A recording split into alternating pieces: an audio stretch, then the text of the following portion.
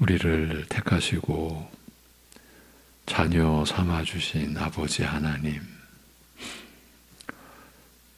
독생자 우리 주 예수 그리스도 안에서 우리에게 베풀어 주신 은혜의 그 규모와 그 내용을 오늘도 우리 안에 밝히 드러내어 주시고, 연약하고 때로는 너무나 참으로 무지한 우리를 긍휼히 여겨 주셔서 결코 우리의 육신으로나 우리의 것으로 감당할 수 없고 취할 수 없는 하나님이 우리에게 베풀어 주시는 사랑과 은혜를 말씀 안에서 성령께서 우리에게 밝혀주시고 알려주시고 받아들여질 수 있도록 우리의 마음을 이 시간 오늘 새벽에도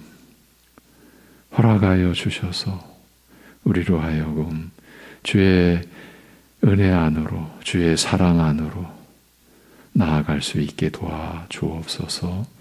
예수님의 이름으로 기도합니다. 아멘. 갈라디아서를 보고 있습니다.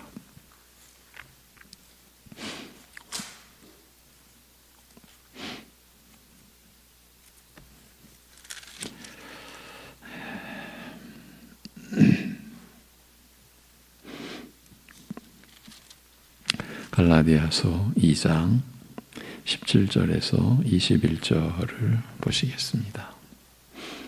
갈라디아서 2장 17절에서 21절 같이 보시겠습니다. 다 같이. 만일 우리가 그리스도 안에서 의롭게 되려 하다가 죄인으로 드러나면 그리스도께서 죄를 짓게 하는 자냐? 결코 그럴 수 없느니라. 만일 내가 헐었던 것을 다시 세우면 내가 나를 범법한 자로 만드는 것이라. 내가 율법으로 말미암아 율법에 대하여 죽었나니 이는 하나님께 대하여 살려 함이라. 내가 그리스도와 함께 십자가에 못 박혔나니 그런즉 이제는 내가 사는 것이 아니요 오직 내 안에 그리스도께서 사시는 것이라. 이제 내가 육체 가운데 사는 것은 나를 사랑하사 나를 위하여 자기 자신을 버리신 하나님의 아들을 믿는 믿음 안에서 사는 것이라. 내가 하나님의 은혜를 패하지 아니하노니 만일 의롭게 되는 것이 율법으로 말미암으면 그리스도께서 헛되이 죽으셨느니라. 아멘.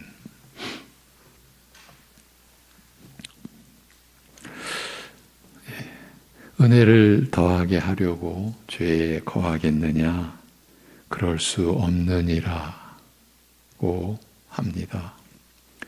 우리가 율법 아래에 있지 아니하고 은혜 아래에 있으니 죄를 지으리요? 그럴 수 없느니라고 합니다. 만일 우리가 그리스도 안에서 의롭게 되려 하다가 죄인으로 드러나면 그리스도께서 죄를 짓게 하는 자냐? 결코 그럴 수 없느니라고 합니다. 로마서에서, 갈라디아서에서 사도 바울은 똑같은 질문을 하고 똑같은 대답을 하고 있습니다. 로마서와 갈라디아서에서의 그 질문, 그 의문을 합치면 은혜 아래에 있으니 은혜를 더하게 하려고 죄를 지어 죄에 거하겠느냐라는 것은 우리가 그리스도 안에서 죄를 지으면 그리스도께서 죄를 짓게 하는 자냐? 우리 믿는 자들이 죄를 지을 때 그리스도께서 죄의 조장자가 되시는 것이냐 하는 질문과 같은 것입니다. 표현만 다를 뿐. 그래서 바울은 결코 그럴 수 없다고 단언하고 있는 것입니다. 바울 사도가 왜 이런 질문을 하겠습니까? 왜 이런 질문을 기록하여서 교회에 제시해야 했겠습니까? 우리의 연약함 때문이 그 첫째요. 둘째는 거짓 선생들의 거짓 가르침 때문입니다.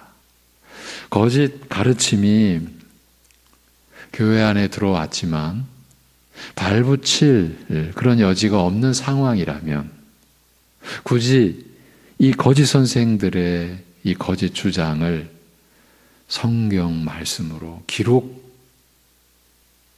기록까지 되게 이렇게 사도가 해야 했겠습니까? 그 거짓 가르침이 교회 안에서 역사하고 있기 때문이죠. 말씀이 역사하는 그 자리에 말도 안 되는 거짓 것이 역사하고 있기 때문입니다. 2000년 전 초대교회 때나 오늘날 우리 안에서나 영적 그 토양은 거의 다를 바가 없지 않겠습니까? 어쩌면 우리가 더 죄악과 그 사망의 그 어둠이 더 깊은 그런 때에 있다고 봐야 되지 않겠습니까? 그래서 갈라디아서를 통해서 사도는 값없이 오직 믿음으로만 구원 얻는다는 복음은 사람들로 하여금 죄에 빠지게 함으로 예수님을 죄의 원흉으로 만든다는 거짓 선생들의 주장을 조리 있게 논리적으로 반박해 가고 있는 겁니다. 용서받은 사람이 죄를 짓는 것은 당사자의 잘못이지 용서해 준 사람의 뜻이겠느냐. 다시 죄를 지으라고 용서해 주었겠느냐. 그것이 8절이죠. 18절의 내용이 그 내용입니다. 또한 그들은 율법의 용도에 대해서 잘 알지 못하기 때문이라고 합니다. 19절입니다. 율법은 1차적으로 사람을 죽이는 것에 그 목적이 있으나 율법을 알면 알수록 율법을 스스로가 수행하려고 하면 알수록 나는 하나님 앞에서 심판의 저주밖에는 짊어질 다른 길이 없는 그런 존재구나라는 것을 아는다. 그것이 율법이 사람을 죽이는 용도다. 그것이 율법의 목적이다. 이렇게 우리가 이해를 하고 있고 해야만 하죠. 율법은 1차적으로 사람을 죽이는 것에 그 목적이 있으나 그러나 그 정죄 자체가 목적이 아니요. 그것을 통하여 하나님께 대하여 살게 하려는 것임을 볼 때 거짓 교사들의 주장은 사실을 제대로 모르는 데서 나온, 그러니까 자신들의 무지와 자신들의 탐욕에서 나온 거짓 주장이었음을 밝힌 것입니다. 이것이 19절까지의 내용입니다. 그리고 이어지는 20절, 21절은 이제 그 분석에서 더 한 걸음 나아가 복음이 우리에게 제공하는 그 실제, 그 복된 그 내용, 본질들을 다시금 제시해주고 들려주고 있는 거죠. 복음이 제공하는 너무나 놀랍고 복된 사실들을 다시 한번 바울 사도는 일깨워주고 있는 거예요. 이는 은혜 아래 사는 삶의 실제, 그리고 그 영광, 그 영적 실상을 다시 보여주는 거죠. 그렇게 또 살게 하려는 것이죠. 거짓 그 가르침에 종이 되어서 비참하게 살아가지 않도록 하려는 것이죠. 여러분, 실제 복음의 복된 본질도 아니요. 그 복음에 약속된 사실이 아닌 것에 우리가 평생을 얽매여 그 거짓 것에 종이 되어 노예가 되어 살아간다면 어찌 되겠습니까?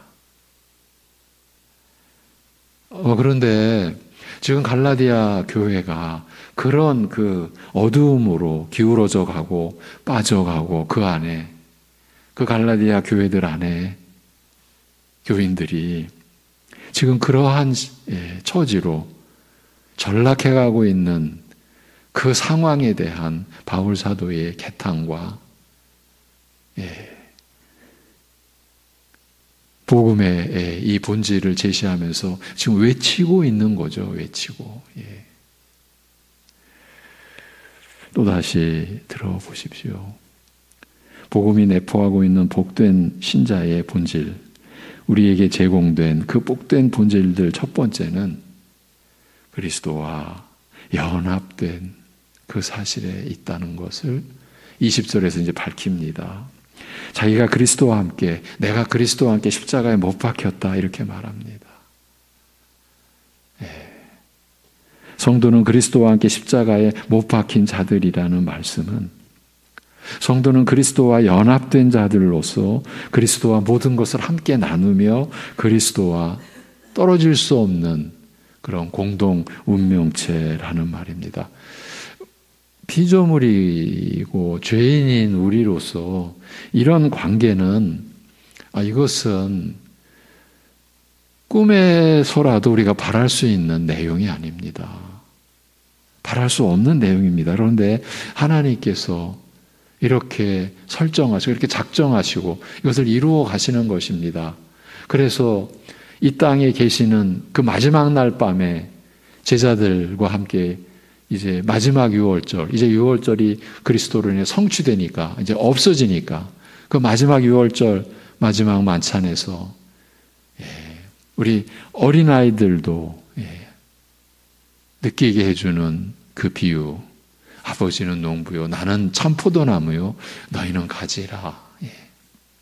그러면서 너희가 내 안에, 내가 너희 안에, 사도 요한의 어쩌면 가장 독특한 표현,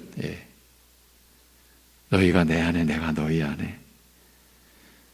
우리의 어떠한 이성적으로는 합리적인 그런 그 관점에서는 설명이 안 되는, 너희가 내 안에, 너희가 내가 너희 안에, 너희가 내 안에.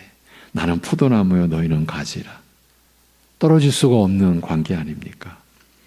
이를 로마서에서는 무릇 그리스도 예수와 합하여 세례를 받은 우리는 그의 죽으심과 합하여 세례 받은 줄을 알지 못하느냐.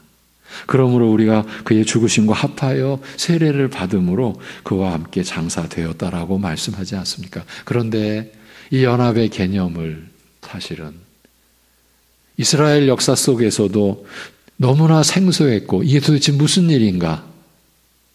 세례 요한이 예수님 오시기 전 이스라엘 역사 속에 등장해서 죄사함의 세례를 베푸는 곳으로 우리 주님이 오실 그 길을 마련했지 않습니까? 여기서 세례의 독특한 이 영적 개념이 등장을 했죠. 제가 어제 말씀드리면서 좀 이상해서 제 스스로가 말씀드리고 나서 이상해서 생각해 보니까 내가 너무 좀 잘못했구나. 수정해 드립니다. 우리 이 한국 교회의 어떤 이제 그 이전의 어두움을 제 경우를 들어서 말씀을 드리면서 제가 60년 전에 세례 받았다. 아닌데 60년 전이면 이거 너무한데 50년 전을 그렇게 제가 말씀드린 거죠. 무슨 말씀을 드렸습니까? 세례를, 학습과 세례를 받으면서 사실은 세례가 무엇인지를 가르침 받지 못하고 세례를 받았던 우리의 어두운 기억. 그렇게 보면은 그냥 의식이었죠. 형식이었죠. 세례가 그리스도와 하나 됩니다. 그리스도와 함께 그리스도의 죽으심과 합하여 우리가 세례를 받는 거다. 어릴 때였지만 그와 관련된 어떤 내용 없이 우리 교회가 한때는 그랬죠. 우리 성도님들도 경험했던 바고요. 그 얘기를 제가 하다가 오래전 일이라는 것을 강조하려고 보니까 60년 전이다. 우리가 그리스도 예수와 합하여 세례를 받았다라고 하는데 이 세례의 여러 의미 중에 가장 중요한 요소가 연합이라는 개념이다. 이 점이 우리에게 주어진 계시, 복음의 복된 본질 중 첫째 가는 거라는 거죠. 내가 세례받았다는 것은요, 내가 그리스도와 함께 십자가에 못 박혔다, 곧 그리스도와 함께 죽었다는 그런 고백으로 우리가 내가 세례받았다라는 고백이 나와야 되죠. 그렇지 않으면 우리는 말로만 하는 거죠. 내용 없는. 이 갈라디아서 2장 20절이 나중에 믿음으로 결론이 주어지지 않습니까? 그러니까 사도는 믿음의 내용이 절대적으로 중요하다. 믿음의 내용이 관건이다. 지금 그 의사를 지금 나타내주고 있는 거죠. 그런데 내가 세례받았다라고 하면서 내가 그리스도와 함께라고 하는 이러한 의식, 이러한 그 믿음의 지식이 빠져 있다면 이건 그야말로 껍데기뿐인 것 아니겠습니까? 그리하여 내가 그리스도와 함께 죄에 대하여 죽었기 때문에, 그리스도께서 죽으신 게 우리의 죄에 대하여 죽으신 것이니까, 그러니까 연합된 나도 죄에 대하여 함께 죽었기 때문에 부활하신 그리스도와 연합된 나는 새 생명으로 살게 된 것, 이것이 내가 세례 받았습니다라는 고백 안에 들어있는 실제죠. 실제, 영적 실제. 그리고 이것이 바로 그리스도께서 베푸시는 성령 세례를 가리키는 것이죠. 오늘은 세례와 이 연합의 의미와 관련하여 우리가 반드시 기억하여야 할 한 가지 사실을 확인하고 가겠습니다. 그것은 바로 예수님께서 세례를 받으셨다라는 사실입니다. 아니, 예수님께서 세례를 받으셨다라는 이 자체가 이거 있을 수 없는 일이지 않습니까? 그런데 세례의 가장 중요한 개념인 연합은 이렇게 시작이 됩니다. 예수 그리스도께서 세례를 받으셨습니다. 죄 없으신 예수님이 자신의 죄를 고백하는 자에게 죄사함의 은혜의 표시로서 물로 세례를 주는 세례 요한에게 그 세례를 받으셨어요. 죄 없으신 하나님의 아들이신 예수 그리스도께서 자신의 죄를 고백하는 자에게 죄사함의 은혜의 표시로서 물로 세례를 주는 광야의 소리, 이렇게 선지서의 예언대로 온 그 세례 요한에게 그 세례를 받으셨어요. 죄사함의 세례를 받으셨어요. 죄인들과 하나가 되시는 역사적 사건이 아니겠습니까? 바로 그 표적 아니겠습니까? 그런데 세례 요한은 그 세례를 용납할 수 없었습니다. 자신이 세례를 받아야 할 분에게 자신이 세례를 베푼다는 것이니 어찌 감당할 수 있었겠습니까? 안 됩니다. 그러한 세례 요한에게 예수님의 반응은 의외였습니다. 이제 허락하라. 세례 요한에게 나에게 세례를 베풀라. 그 말씀이죠. 이제 허락하라. 모든 의를 이루기 위해서 합당한 일이라. 여기서 예수님께서 의에 관한 말씀을 하시는 거예요. 허락하라. 모든 의를 이루기 위하여. 지금 그 의는 하나님의 의지 않습니까? 율법 외에 이 세상에 나타난 하나님의 그 한 의, 이것이 우리에게 구원의 길이 열리는 것이죠.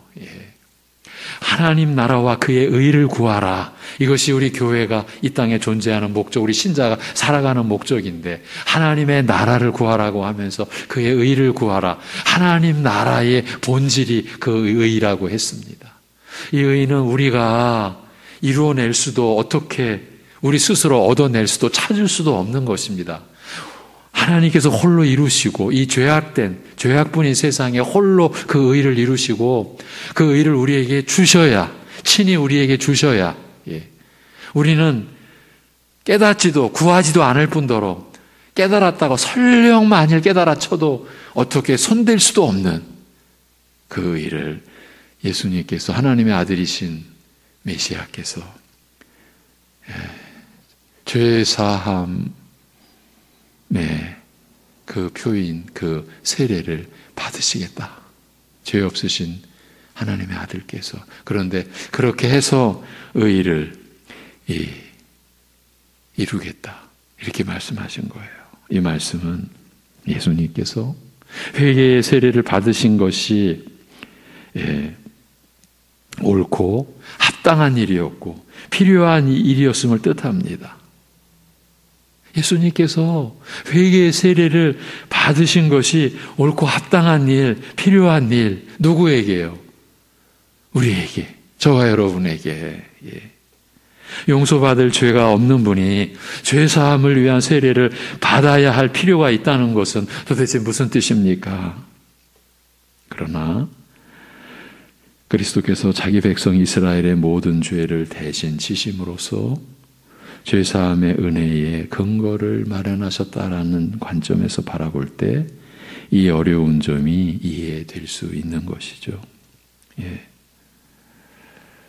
용서받을 죄가 없으신 분이 죄의 사함을 위한 세례를 받아야 할 필요가 있었다. 자기 백성의 모든 죄를 대신 지심으로써 죄 사함의 은혜의 근거를 마련하셔야 하셨다. 그래서 합당한 일, 필요한 일이었다. 그 뜻이죠.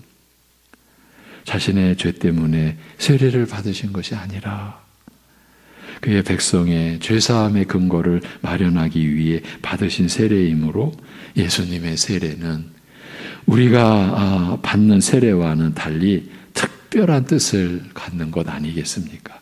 우리가 받는 세례는 우리의 죄가 사함받는 은혜의 세례이지만 예수님의 세례는 우리의 죄를 사하기 위한 세례이며 이를 위해 친히 우리의 죄값을 자신의 죽음으로 대신 치르시는 것을 의미하는 것이지 않습니까? 우리의 죄를 사하기 위한 세례를 예수님은 받으신 것이에요. 그것을 위해 친히 우리의 죄값을 자신의 죄값으로 자신의 죽음으로 대신 치르신 것 아니겠습니까? 이것이 우리가 믿음으로 의롭다함을 받는, 믿음으로 구원을 받는, 오직 은혜로 값없이 믿음으로 영생을 우리가 부여받는 하나님의 자녀라는 사실 있을 수 없는, 그러나 하나님께서 그렇게 작정하시고 원하시고 기뻐하신 그 뜻이 우리에게 주어지는 유일한 그 근거요 토대 아닙니까?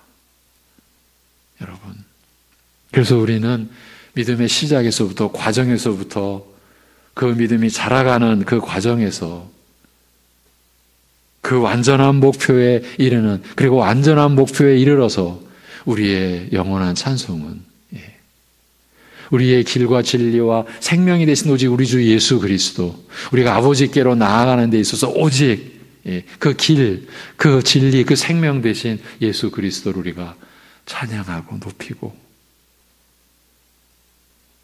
그래서 우리의 자랑은 오직 십자가에 못 박힌 그리스도 뿐이라는 고백이 우리에게 나오게 되는 것 아닙니까? 이러한 배경하에서 예수님께서 그의 십자가, 예수님께서 지실 십자가를 가리켜 나의 받을 세례다라고 말씀하신 거예요. 나의 받을 세례다. 예수님께서 온 이스라엘을 대신하여 그들의 모든 죄를 짊어지시고 그들과 연합하여 죽으심으로써 우리의 죄값을 치르신 것이에요. 우리와 연합하여 우리의 죄를 짊어지시고 죽으신 그 은혜를 우리에게 표적으로, 상징으로 나타내 주시기 위하여 세례라는 이 영적 이 표적을 친히 이루시고 교회 안에 이 세례를 명하신 것이에요. 그래서 오늘날 교회에서 말씀을 거룩한 그 표식으로 나타내는 세례와 성찬이 오직 예수 그리스도의 죽으심과 연합됨을 나타내는 것이고, 그래서 그리스도의 죽으심을 우리가 기념하기 위하여 그의 몸이 상징하는 떡을, 그리스도의 몸을 상징하는 떡을, 그리스도의 피를 상징하는 잔을 우리가 성찬으로 행하는 것 아닙니까? 이 모든 것이 다 그리스도의 죽으심, 그것으로 인해 우리가 받은 죄사함과 영생의 은혜를 우리가 감사하고 예배하고 찬양하기 위함 아니겠습니까? 세례에서의 연합의 본질이 이렇게 그 근거를 취하게 된 것입니다.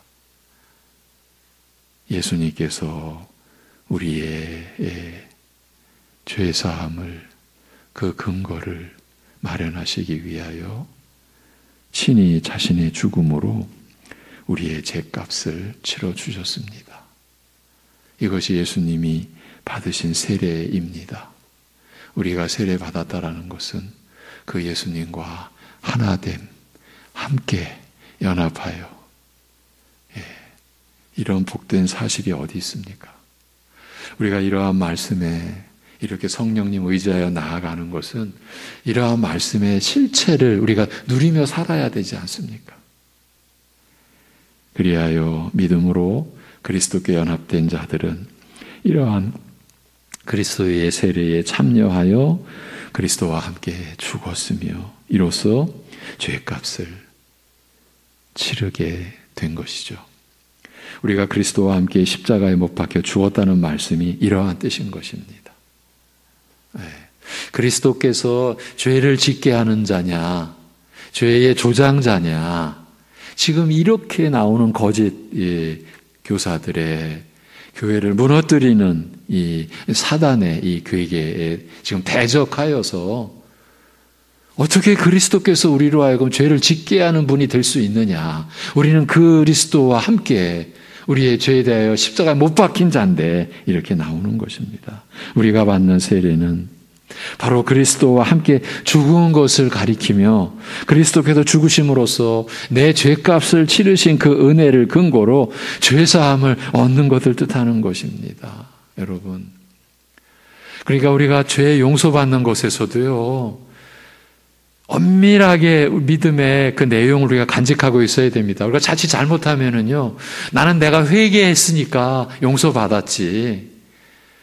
여기서도 믿음보다 또 행위가 또 앞에 나섭니다. 내가 회개한 그 행위, 내가 회개한 그 행위를 또 우리는 또 나도 모르게 부지불식간에 은연중에 내가 회개했잖는가.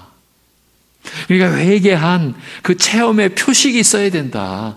그래서 우리 예전에 뜨겁게 눈물, 콧물, 이제 이런 실제로 여러분도 다 경험하셨고 저도 경험한 바가 있었지만 우리가 그거를 내세울 수 있는 게 아니죠. 우리가 그렇게 울부짖고 우리의 죄악을 토에 토설하듯이 하나님 앞에 우리가 회개하는 그 자체도 예수님이 받으신 세례에 근거하는 은혜죠.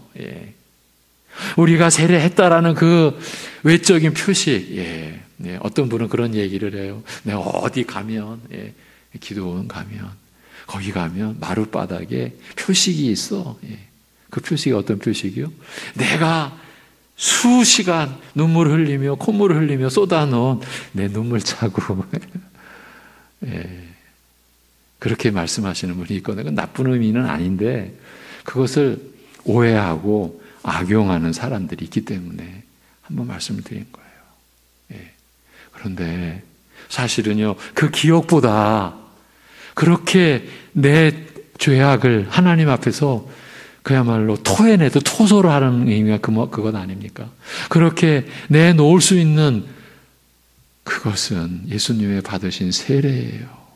그 세례에 근거한 죄사함의 은혜가 베풀어진 것이죠. 그러면 무엇이 주입니까? 우리의 눈물을 흘린 것, 우리가 어떠한 그런 회개의 체험, 그것은 그저 감사한 기억일 뿐이요. 사실은 그 기억조차도 사라지며 우리 주 예수 그리스도의 그 받으신 세례, 죄 없으신 분이 나와 연합되시어 나의 죄값을 처리하시고자 스스로 자신의 죽음으로 그 일을 이루신 예수님의 세례를 우리가 바라봐야 되는 것 아닙니까? 그래서 오늘 예수님께서 받으신 세례를 기억해야 합니다. 여러분, 공생애라는 우리가 표현을 쓰지 않습니까? 예수님의 육신의 생애에서 공생애라는 표현은 요셉과 마리아의 가정에서 이제 우리 육신적으로 말하면 장남이시죠. 그런데 동생들도 이제 계셨죠. 함께 자라가시는 그 일반 사람으로서의 생애와 구별된 이제 하나님께서 아버지께서 이 땅에 보내신 공적 생애를 우리는 공생애라고 표현하는데 그 공생애의 시작이 어떻게 시작됩니까? 세례를 받으심으로. 이 땅에 오신 목적을 공생애의 첫 행위로 우리에게 보여주셨죠. 예수님께서 세례 받으신 그 일로 우리와 하나됨을 나타내 주신 그 표적으로, 그 역사적 그 사건으로 공생애가 시작됐습니다. 예수님께서 세례를 받으신 거예요. 십자가의 길을 가시겠다. 공적으로 선포하신 거예요. 나의 받을 세례는 바로 예수님께서 십자가에 못 박히시는 것 아닙니까? 그거를 나타내 주시면서 시작하셨어요. 그리고 그것이 오늘 우리에게 주어지는 그 은혜의 본질은 주는 포도나무요, 나는 가지다. 우리가 주를 떠나서는 아무것도 할 수 없다. 여러분, 아무것도 할 수 없어요. 왜? 생명의 근원에서 떨어지는 건데요. 주를 떠나서는. 이것이 우리가 받은 복음의 실체입니다. 복음의 본질의 가장 우선되는 첫째 되는 그리스도와 나는 연합이 되었습니다.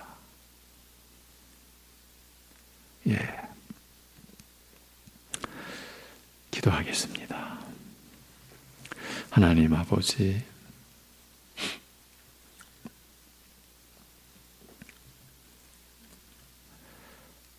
우리가 받은 새 생명의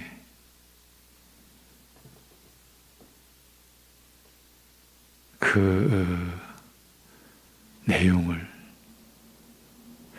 생명 그 자체에 대해서도 접근 못할 우리가 새 생명을 받은 그 본질과 그 내용을 하나님의 말씀을 통해서 우리가 알아가는 이 과정, 우리로서는 그 어떤 부분도 감당할 수 없고 오직 주님께서 성령으로 우리의 마음을 열어주셔야만이 받을 수 있는 이 생명의 말씀, 이 진리의 내용을 우리로 하여금 받을 수 있도록, 취할 수 있도록 허락하여 주옵시고 은혜를 베풀어 주시옵소서. 자신들의 악함과 연약함으로 그리스도의 그 은혜 안에서조차도 죄를 짓는 우리가 그 죄의 탓을 그리스도에게까지 돌리는 이 거짓, 이 무지, 그러나 버젓이 우리 안에서 역사하고 있는 그 죄악의 실체를 우리에게 드러내 주시며 그리 살지 않도록 새 생명으로 살아가도록 우리를 인도하시는 하나님의 우리를 향하신 그 열심, 그 사랑, 그 은혜가 교회 안에, 교회에 지체된 우리 성도들 안에, 우리 새벽 예배 가족들 안에 실체로 임하게 하여 우리가 그 은혜로 살아갈 수 있게 인도하여 주시옵소서. 아버지 하나님, 복음 외에 그리스도의 그 세례 위에, 그 십자가 위에 뭘 덧붙여야 된다고, 우리의 무엇이 공로라는 말까지 하나님 앞에서 우리가 감히 하면서 그렇게 복음을 어지럽히는 하나님의 나라를 가리우는 우리의 죄악을 보게 하여 주옵시고 우리의 그 악한 그 영혼의 실체를 드러내어 주셔서 우리로 하여금 참으로 주님 앞에 회개하며 죄 사함의 은혜가 무엇이며 우리가 어떻게 누리며 그 죄 사함의 은혜의 결과가 어떻게 나타나는지를 우리의 생애를 통해 우리 스스로 증거받고 그 증거를 지닌 자로 우리가 살아갈 수 있게 인도하여 주시옵소서. 하나님 아버지, 명절의 여러 가지 분주한 상황 속에서도 우리 안에 그리스도께서 사시는 고백이 우리 사랑하는 성도들의 중심을 잡아주고 성령께서 어떠한 상황에서도 우리 안에 그리스도께서 사심을 고백하고 그 삶을 이루어갈 수 있는 시간들 되게 붙들어 주옵소서.